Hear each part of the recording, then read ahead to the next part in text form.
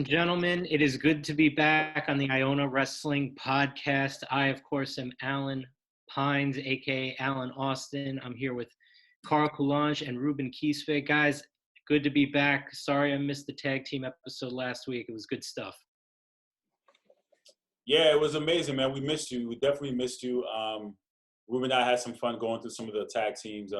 I love tag team wrestling. You know, it's a lost art. I believe now, especially in WWE. So whenever I can reflect on some good tag teams, it was definitely worth and I like that for the most part. You know, you guys highlighted tag teams that were legit tag teams and not two single stars paired up together for the sake of a storyline, like real legit tag teams. So it was awesome to watch. But this week we've got a separate topic. No lists, no top whatevers. We're going to go over a burning question in the wrestling world, and that is the issue of part-timers and how they fit into the grand scheme of things and how we see it as fans. So just to brief the audience, a part-timer is pretty much a big name that is brought back for a storyline or for a pay-per-view cycle just to kind of put butts in the seats, you know what I mean? And we got a little cameo from my cat in a second here. But it's someone who puts butts in the seats. It's almost like a crutch that is used to kind of skew pay-per-view buys, so to speak. And there are some big names on, this list of names who are considered part-timers, and I'm very interested to hear what your guys' take is on the part-timer aspect. Do you like it? Are you for it? Are you against it? Does it have a place in the wrestling world? How does it relate to the business aspect of it? So, Carl, why don't you kick us off? Why don't you give us a name, and we'll dissect whether or not their status as a part-timer gives to or takes away from the overall product. Well, the first name, clearly, me and you discussed it off camera, was Brock, the reigning, defending, undisputed before WrestleMania in Brock Lesnar. And he's been a wild card since his return. He came back in 2013, right? It was the WrestleMania, I think it was 2012. After against John Cena, Yeah, so 2012, he's been back for his second run, right? So, and we saw his first run from 2002 to 2004, which was amazing for a heavyweight. He was always a top guy. Now he comes back as a part-time, as a top guy. Brock is a great attraction. I can't sit here and deny he puts the butts in the seats. I think, for the fair weather fan who doesn't necessarily watch every single week or keeps track of it, you want to put Brock Lesnar as your top guy on the card. He's going to get you ratings. He's going to get people to come. You're selling the T-shirts with Suplex City with the name of your city on it with Brock Lesnar. It's a great selling point. It's a great way to make money.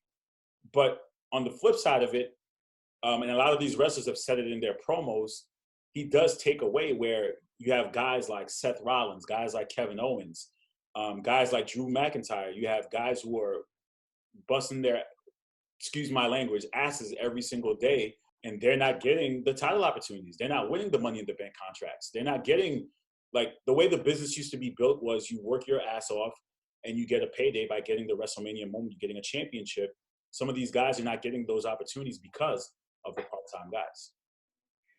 Ruben? Right. I mean, I have to agree with him, Brock Lesnar is like a big name, but at the same time, he takes away some time. If I have to mention someone, I would mention Goldberg. I think me and Alan we had actually class once, and he comes up to me and he goes like, did you see what happened?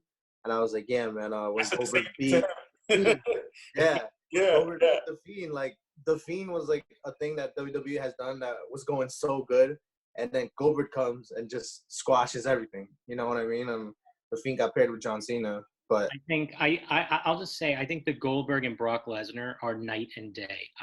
Where I argue with you fellas is that, to me, in my heart, Brock Lesnar is an active member of the roster who has fought at all of the big pay-per-views. I think maybe with a couple missed from 2012 when he came back on. If you're at that many pay-per-views, I really don't think you're a part-timer. I really think you're woven into the storylines.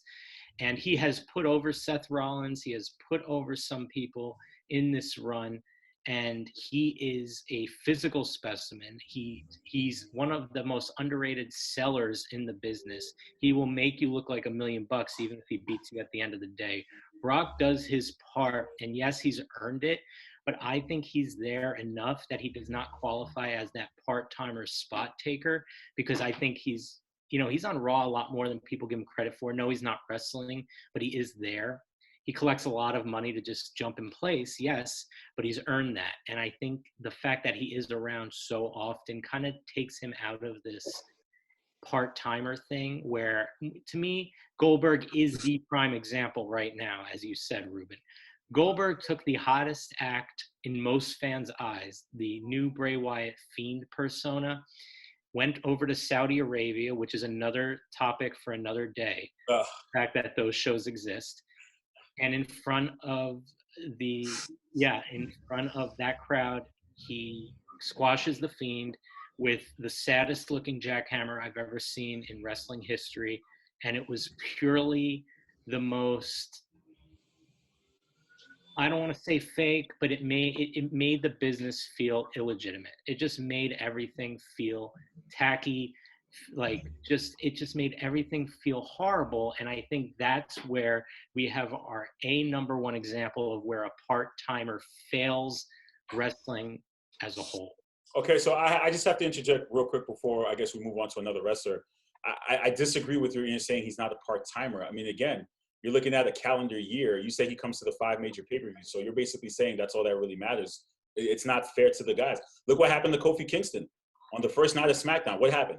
And we both know how disrespectful that was in terms of, yes, Kofi got his WrestleMania moment, which loved, and I literally shed tears for it, which is a great moment in WWE history. But then, why couldn't he get the respect of getting at least a match?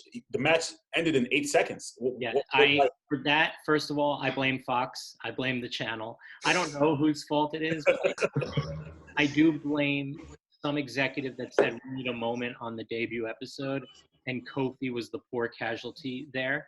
I think that's out of Brock's hands, but I do agree with that sentiment that kind of booking, whereas Brock Lesnar beats Kofi Kingston for the title in 3 seconds, is a complete and utter sham. And I will agree that use of the bigger name in that spot is a disaster.